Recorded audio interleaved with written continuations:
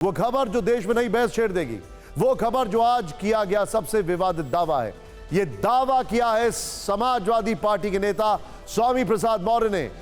वो स्वामी प्रसाद मौर्य जो कह चुके हैं कि बद्रीनाथ मंदिर के नीचे बौद्ध मठ था। स्वामी प्रसाद मौर्य आज मेरे साथ इसी स्टूडियो में थोड़ी देर पहले मौजूद थे और उनका सामना देश के जाने माने पांच संपादकों के साथ हुआ। मैंने स्वामी प्रसाद मौर्य से ज्ञानवापी को लेकर सवाल किया तो उन्होंने जो कुछ कहा वो एक विवादित बयान है। स्वामी प्रसाद मौर्य ने कहा कि ज्ञानवापी पहले बौद्ध मठ था। उनका कहना है कि ज्ञानवापी ना मस्जिद है ना मंदिर है बल्कि बौद्ध मठ है। उन्होंने यह भी दावा किया कि ज्ञानवापी में जो स्वास्तिक निशान है वो बौद्ध धर्म से जुड़ा है। अब आपको इसी विस्फोटक इंटरव्यू का एक छोटा सा हिस्सा दिखाते हैं जिसमें स्वामी प्रसाद मौर्य ज्ञानवापी के साथ साथ यह भी बताएंगे कि क्या वो समाजवादी पार्टी छोड़कर बीजेपी में जाने वाले हैं। देखिए स्वामी प्रसाद मौर्य एंड 5 एडिटर्स का एक छोटा हिस्सा मेरे साथ।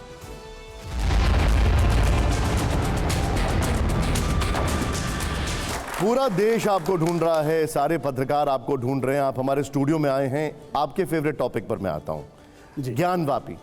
हाईकोर्ट ने फैसला सुना दिया है, ज्ञानवापी पर सर्वे जारी रहेगा। अगर किसी एक पक्ष को लगता है कि वहां मंदिर है, दूसरा पक्ष कहता है सदियों पुरानी मस्जिद है, विवाद अदालत पहुंचा तो इसके स्वामी प्रसाद मौर्य को दिक्कत क्या है इसमें? देखिए, माननीय उच्च न्यायालय हो, सर्वोच्च न्यायालय हो या कोई भी न्यायालय हो, न्यायपालिका में मेरी आस्था है।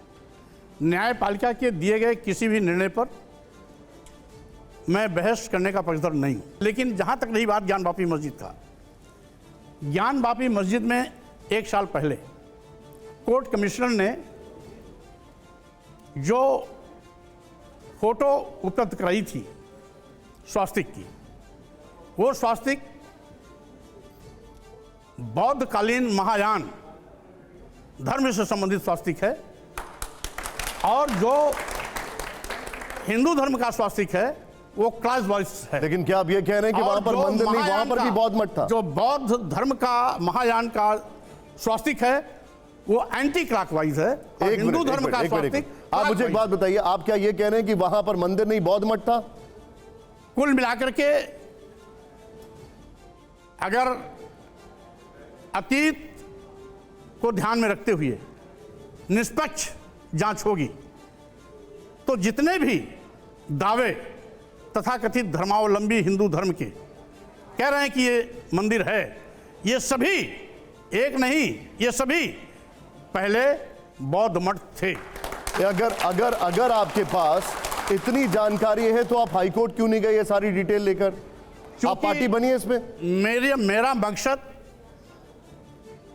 मस्जिद में मंदिर खोजने का नहीं, मंदिर में बौद्ध मठ खोजने का नहीं।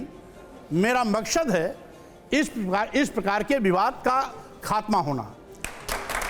और यही कारण है कि मेरी चाहत है कि 15 अगस्त 1947 के दिन जब हमारा देश आज़ाद हुआ, उस दिन जिस भी धार्मिक स्थल की जो भी यथास्थिति थी उसको यथावत मान लिया जाए, जिससे कि शरीर खत्म हो जाए। मौर्य जी एक बात बताइए, विवाद कैसे खत्म होगा? आपने तो एक नया विवाद दे दिया यहां पर। आप कह रहे हैं कि वहां पर बौद्ध मठ था। अब इसके एविडेंस, इसके प्रूफ क्या है आपके पास?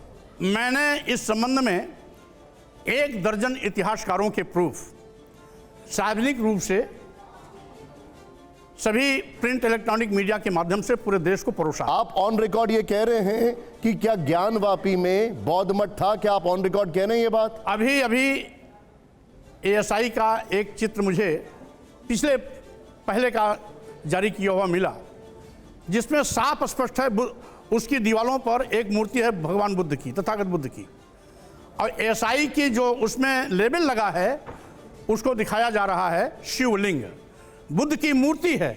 कोई भी बुद्ध को देख लेगा, पहचान जाएगा ये बुद्ध की मूर्ति है। और एएसआई के लोग उसको कह रहे हैं ये शिवलिंग है।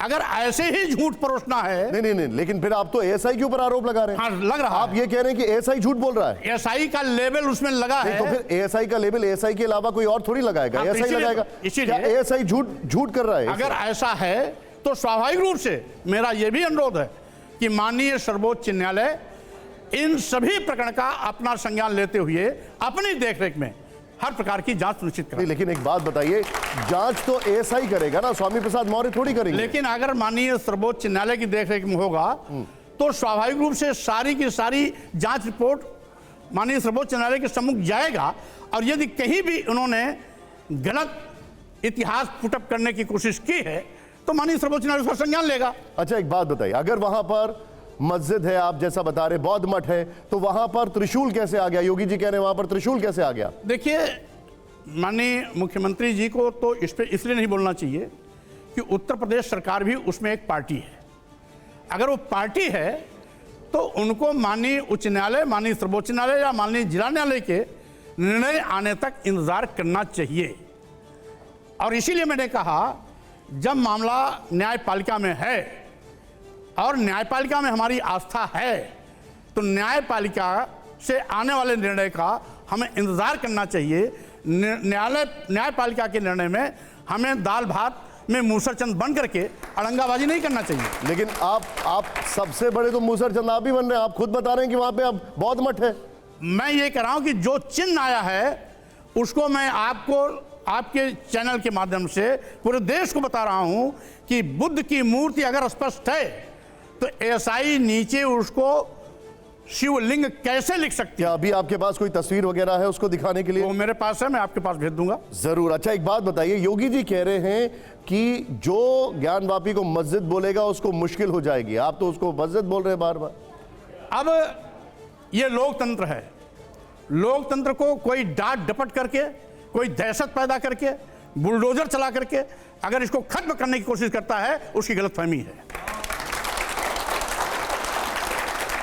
आप मुझे एक लिस्ट बताइए। आपने कहा बद्रीनाथ, केदारनाथ, अब आपने ज्ञानवापी भी कहा जहां पर बौद्ध मठ हैं जी। अब मुझे आप एक लिस्ट बता दीजिए कहां कहां आपके अनुसार बौद्ध मठ रह चुके हैं पहले। देखिए, अभी तक यद्यपि हैं तो इस प्रकार के बहुत लंबी फहरिस्त है, लेकिन मैंने जिसको जिक्र किया था, बद्रीनाथ का, केदारनाथ का, जगन्नाथपुरी का, अयप्पा मंदिर का, और यहाँ तक कि रामेश्वरम का, जिस पे मैंने ऐतिहासिक साक्ष्य भी रखे हैं।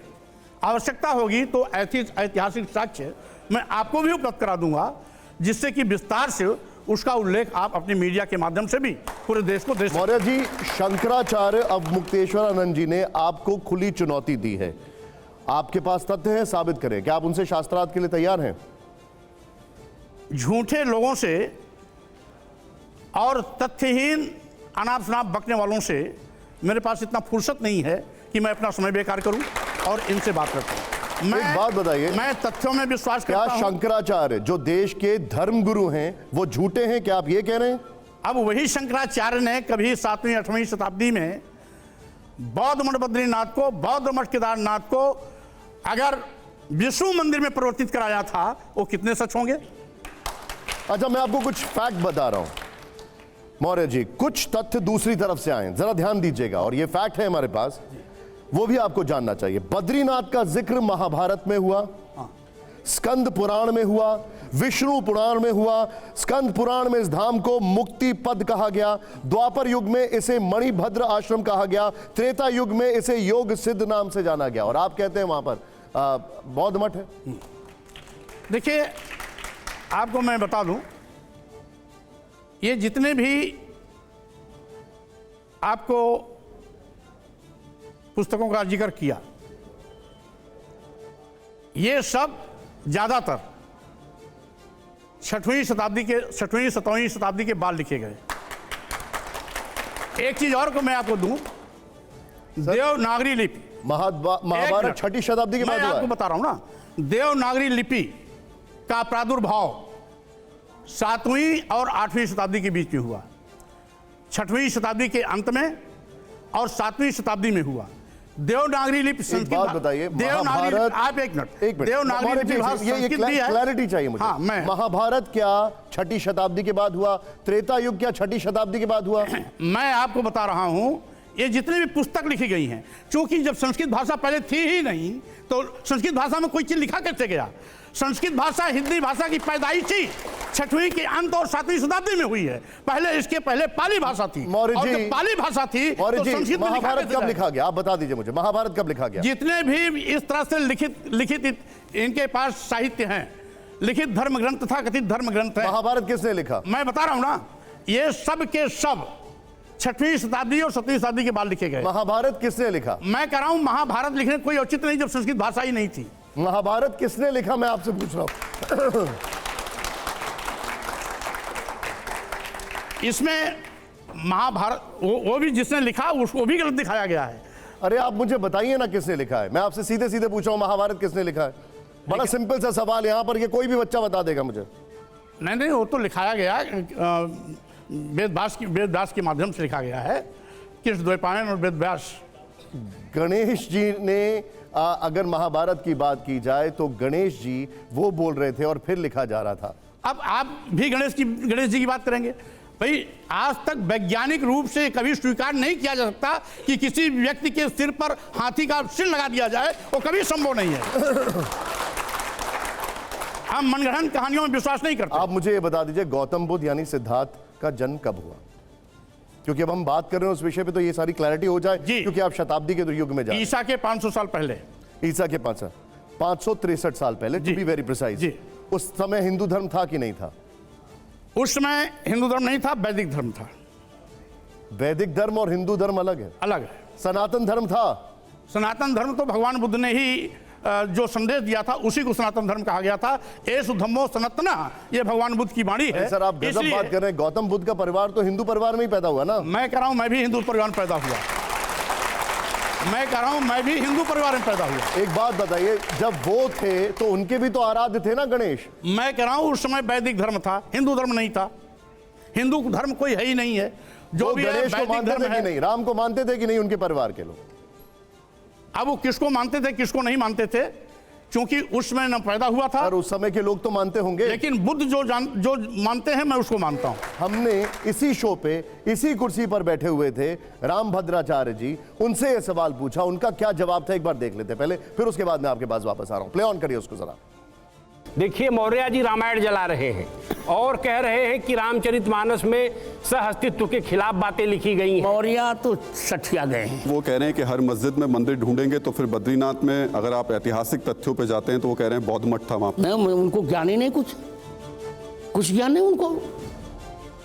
बद्रीनाथ शाश्वत मठ है। पद्मासन पर बद्रीनाथ विराजमान है। बद्रीनाथ का प्रमाण पुराणों में है, सभी पुराणों में है। वो क्या जानते हैं? रामभद्राचार्य जी कह रहे हैं कि आप सठिया गए, आपको कुछ पता नहीं है। रामभद्राचार्य जी के अंदर संत का कोई गुण ही नहीं है। जो अपने पीठ पर बैठ करके ये बोलता हो कि मरे मुलायम कांसी राम, प्रेम से बोलो जय श्री राम, ऐसी ओछी सोच के लोग संत हो सकते हैं? ऐसे लोग संत कभी नहीं हो सकते हैं। और जिनके अंदर संतों का गुण नहीं है वो भाषा उठपटांग बोलेंगे। इसलिए रामभद्राचार्य को मैं संत मानता ही नहीं। आप बोल सकते हैं मिले मुलायम काशी राम, हवा में उड़ गए जय श्री राम। यही बोले थे। मैं कुछ और पूछ रहा हूं, आप भी बोले थे हवा में उड़ गए जय श्री राम। नहीं, मैं ये को कभी बोले नहीं था। आपकी पार्टी ये नारा लगाती थी। नहीं, ये बीएसपी में थे तो नारा लगता था ना? ये बीएसपी में नारा लगता था। हाँ, तो फिर ये बीएसपी में नारा लगता था। नारा लगता था ना, बीएसपी में नारा लगता था।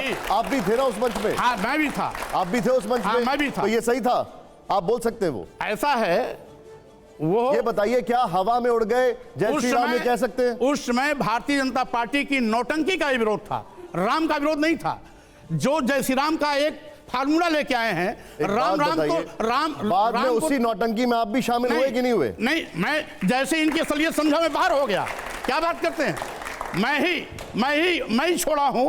और बीजेपी को जिस तरीके से उसकी हरकतें हैं, बात बताइए आपको, सबका साथ, सबका विकास, सबका विश्वास और सबके विश्वास का कत्लेआम करके सीधे जिस तरीके से। ठीक है, वो पॉलिटिकल पार्ट पे मैं आऊंगा। मुझे एक बात बताइए, आपको रामचरितमानस से दिक्कत क्या है? ऐसा है, हमें किसी भी धर्म ग्रंथ से कोई दिक्कत नहीं। मैं सभी धर्मों का सम्मान करता हूं, सभी धार्मिक पुस्तकों का सम्मान करता हूं, लेकिन धर्म की आड़ में। चलिए, आपने धर्म ग्रंथ तो मान लिया, पहले तो आप उसको धर्म ग्रंथ ही नहीं मान रहे। धर्म की आड़ में अगर आप किसी भी शूद्र कह करके दलित आदिवासी पिछड़ों को, जो पहले शूद्र के नाम से जाने जाते थे, उनको गाली देंगे, उनको अपमानित करेंगे, जात सूचक शब्दों का प्रयोग करके उनको नीच कहेंगे, अधम कहेंगे, अपमान करने के लिए प्रेरित करेंगे, देश की महिलाओं को मारने पीटने प्रताड़ित करने की बात करेंगे, तो स्वाभाविक रूप से वो धर्म नहीं हो सकता है। अच्छा, मुझे वो एक बात अधर्म है। बताइए, मैं आपसे आज एक बार फिर पुनः वो संदर्भ पूछना चाह रहा हूं, ढोल गंवार शूद्र पशु नारी, इस चौपाई का संदर्भ क्या है, इसका अर्थ क्या है, बताइए। आप भी बहुत जानकार हैं, पढ़े लिखे हैं और कड़े भी हैं, घुटे भी हैं। ढोल गंवार शूद्र पशु नारी, शकल ताड़ना के अधिकारी, ये सभी पीटने के पात्र हैं, प्रताड़ित किए जाने के पात्र हैं। एक मिनट, रामभद्राचार्य जी ने जो कहा एक बार आप सुनिए, फिर मुझे बताइए, सुनाइए जरा। ढोल गंवार शूद्र पशु नारी, पहली बात तो उनका पाठ गलत है। सकल ताड़ना के अधिकारी नहीं है, ये सब ताड़न के अधिकारी है वहाँ पाठ। कौटिल्य ने ताड़न का अर्थ शिक्षण लिखा है। ढोल वाद्य, गंवार जो ग्रामीण व्यक्ति है, शूद्र शुचाद्रातीति शूद्र है जो चिंता से द्रवित हो जाए, पशु और नारी ये पढ़ने के अधिकारी हैं, इनको पढ़ाना चाहिए। नारी की शिक्षा अनिवार्य है। रामचरितमानस का एक भी अक्षर न तो संविधान के विरुद्ध है और न वेद के विरुद्ध है और न भारतीय मानसिकता के विरुद्ध है, न मर्यादा के विरुद्ध है। ठीक है, वो कह रहे हैं ये पढ़ाई के अधिकारी हैं, आप कह रहे हैं ये पिटाई के अधिकारी हैं। मैं कह रहा हूं सही माने में सबसे ज्यादा शिक्षा की आवश्यकता है रामभद्राचार्य जी को। एक चीज, दूसरी चीज मैं पूछना चाहता हूं, गधे को क्या पढ़ाएंगे, सुअर को क्या पढ़ाएंगे, गाय भैंस को क्या पढ़ाएंगे, बकरी को क्या पढ़ाएंगे, ऊंट हाथी घोड़े को क्या पढ़ाएंगे, क्या पढ़ाएंगे? और फिर दूसरी चीज, ढोल को क्या पढ़ाएंगे? पढ़ाने का मकसद होता है शिक्षित करना, ढोल बजाया ट्रेनिंग देना मतलब होता है। ट्रेनिंग देने की आवश्यकता है। आज इन तमाम ढोंगियों पाखंडियों को जो संत के रूप में देश को गुमराह कर रहे हैं और हमारी युवा पीढ़ी को गलत रास्ता दिखा रहे हैं, आप क्या चाहते हैं? देश की एक और ये कहेंगे, मुझे एक बात बताइए, एक और कहेंगे ये सभी ढोंगी हैं, पाखंडी हैं, आप ही एक पंडित हैं। निशान जी, मैं ये कह रहा हूं, एक और ये कहेंगे कि यत्र नार्यस्तु पूजन्ते रमन्ते तत् देवता, और दूसरी तरफ कहेंगे कि महिलाओं को मारना पीटा प्रताड़ित करना चाहिए। आपको कब पता लगा रामचरितमानस की कुछ चौपाइयां भेदभावपूर्ण हैं? आपको कब पता चला कि बद्रीनाथ पहले बौद्ध मठ था? देखिए, ये किस सन की बात होगी? पता तो मैं विद्यार्थी जीवन में मुझको हो गया था। यानी कि जब आप बीजेपी में आए उससे पहले आपको पता था कि रामचरितमानस में ये सारी खामियां हैं, आपको पता था कि हिंदू मंदिर जो हैं वो बौद्ध मठों को तोड़कर बनाए गए। आप जब योगी सरकार में मंत्री थे तब आपको पता था ये सारी चीजें। लेकिन सवाल ये है, आपने किस बीजेपी नेता को ये सब बताया? नहीं, कुल मिलाकर के हमको किसी को बताने की आवश्यकता नहीं है। मैं कोई धर्माचार्य नहीं हूं और मैं शंकराचार्य भी नहीं हूं कि बताने का मैं ठेका ले रखूं। हाँ, इतना सब जरूर है। नहीं, लेकिन मैं बता रहा हूं। सवाल ये, अगर आप सत्ता की कुर्सी पर बैठे थे तो क्या आप आंखें बंद करके बैठे हुए थे? निशित जी, जैसे आप यदि आज कोई सवाल कर रहे हैं तो आपके सवाल का जवाब तो मैं आज दूंगा जी। पहले आप जिस सवाल को किए नहीं उसका जवाब कैसे दूंगा? क्या ये समझा जाए कि अभी समाजवाद आपकी विचारधारा है या फिर राइट टर्न लिया जा सकता है, बीजेपी में जा सकते हैं आप? समाजवाद तो सबकी विचारधारा है, क्योंकि भारतीय संविधान भी इसी समाजवाद विचारधारा को लेकर के आगे चलता है। लेकिन राइट टर्न लेने का कोई इरादा है कि नहीं है? अब ये किसी के मन का फितूर हो सकता है, लेकिन मैं हमेशा वैचारिक लड़ाई लड़ा हूं और विचारों के साथ ही खड़ा रहा हूं। जहां भी किसी ने विचार पर रोकने की कोशिश की, विचार के विपरीत आचरण करने का काम किया, उसको मैंने तत्काल नमस्कार किया। नहीं, लेकिन ये सवाल मैंने आपसे इसलिए पूछा कि आपकी जो बेटी हैं वो बीजेपी की सांसद हैं, उनका ये कहना है कि अगर पार्टी निर्देश देगी तो पिताजी को ले आएंगे। अभी बेटी बेटी है, बचपना है, वो जहां है उस पार्टी के सभी नेता स्वामी प्रसाद मौर्य को समझ गए, लेकिन मुझे चिंता है कि मेरी बेटी मुझे नहीं समझ पाई।